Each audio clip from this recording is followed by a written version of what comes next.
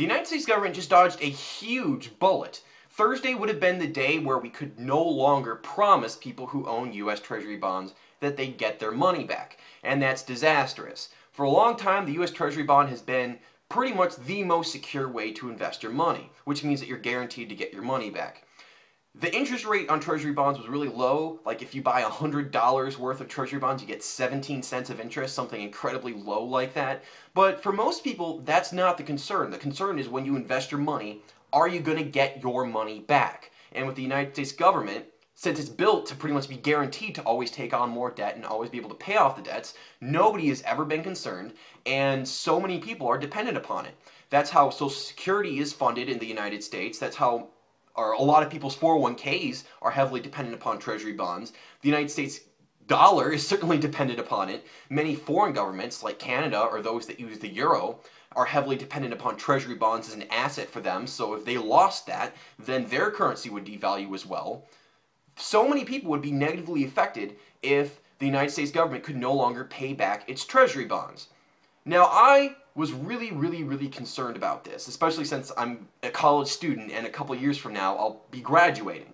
Then I need a job, and I'd like it if the economy wasn't in shambles when I'm looking for a job. I got paranoid and I started talking with friends about the topic, and almost no one was concerned in the same way that I was. And it's not because they were saying, oh, it's just politics, it'll go away eventually, who cares, it's fine, I'm not worried. They didn't seem to understand, for one of two reasons. One, they just didn't know anything about the topic. So many people didn't know that there was even a government shutdown in the first place. They just couldn't conceive that the government stopped working, essentially, for a while. And the second group were people who didn't understand the ramifications of the situation. They didn't know that we were approaching the debt ceiling and that it would eventually be crossed and then we could no longer pay back the debts because we say we can't take on the more debts, we can't fulfill the obligations that we've taken on. Some people said that the Constitution prohibits this, that our debts always have to be paid off, and I don't think that's in there. I think that right now it's Congress's #1 priority to pay the interest on our debt, the 17 cents of the $100.17 you get from buying a Treasury bond, but the most important thing is the $100. Do you get your money back? And that's most certainly not guaranteed. If it was, why would we always have these discussions about the debt ceiling? Doesn't make sense. Or the debt limit, rather. Now, when I'm thinking about this situation, how we almost got into this terrible economic recession, and I think of how the vast majority of people I know who are Americans and would be negatively affected didn't really know much about this, I got kind of a weird vibe from it.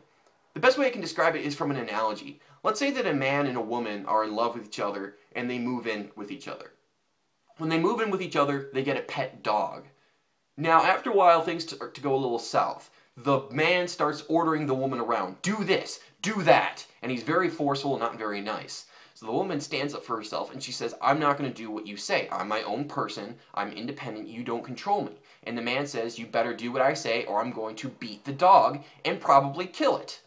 Now the woman feels the pressure. She's like, oh no, I have to do this. And then it's very complicated. What's going to happen? I don't know. The man and the woman maybe talk. They figure something out. The woman calls the cops. But the interesting part to me is the dog's perspective. Because the dog is cognitive enough to understand the pain. If the man starts beating it, then it will know, I'm in pain, I'm probably going to die, this isn't good. But it can't understand why. It didn't do anything wrong. It wasn't asking for it. It's just an innocent victim being held hostage in the situation. It's not cognitive enough to understand that it could be getting hit because of someone else's action or inaction. And that's basically the relationship that many people I was talking to have with their government. The government could basically destroy their lives or at least severely lower the quality of their life, and they would never understand why. They might eventually have an answer from some sensationalist news story, but it probably wouldn't address the actual systemic issues. And that's a concern for me. That's, in my perspective, a good argument of why people need to educate themselves on what's going on in the world. You don't have to know everything, you don't have to be an expert, but if you maybe know a thing or two about what's going on, just at least barely follow the news, and then maybe look up for a bit of analysis so that you understand what it means. You understand the consequences. I think it's something good to do so that you aren't held hostage in that situation, and then you never know why. Thank you.